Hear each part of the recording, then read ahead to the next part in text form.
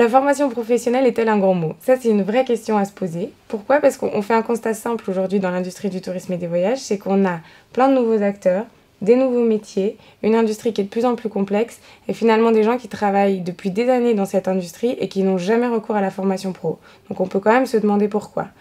Alors, on a trouvé quelques pistes d'explication. Donc la première piste d'explication, c'est que finalement ils ont peu de connaissances sur les formations professionnelles qui existent dans le tourisme et les voyages.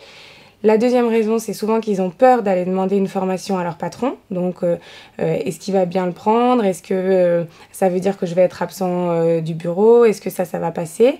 Une des troisièmes raisons, c'est le financement. Donc aussi, c'est pareil. Si elle passe, est-ce qu'il va pouvoir me la financer? Ça va être compliqué. Je viens demander quand même de l'argent à mon entreprise. Donc, parfois, c'est des choses qui sont difficiles comme idée à accepter.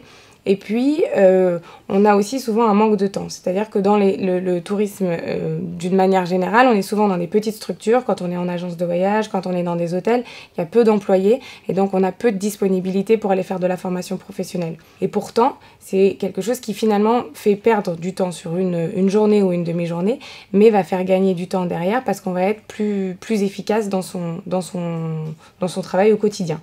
Et aujourd'hui, on a la possibilité d'accéder à plusieurs choses. Donc, dans l'entreprise, on a ce qu'on appelle le DIF, qui est le droit individuel à la formation, qui est un droit que tout le monde a. Donc, on cumule 20 heures par an et par personne, et c'est cumulable pendant 6 ans. Donc, on peut obtenir jusqu'à 120 heures de formation.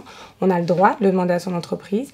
Ensuite, il y a le plan de formation des entreprises. Donc, chaque année, il y a un budget qui est alloué dans toutes les entreprises pour la formation. Donc, c'est-à-dire que ça, c'est un budget qui est perdu si on ne l'utilise pas. Donc, si vous n'allez pas demander à votre employeur une formation, il a payé pour rien et de toute façon, c'est un budget qui est perdu. Et ensuite, quand on a envie de faire une formation qui est un peu plus longue ou d'être dans le cadre d'une reconversion, il y a le CIF, qui est le congé individuel de formation.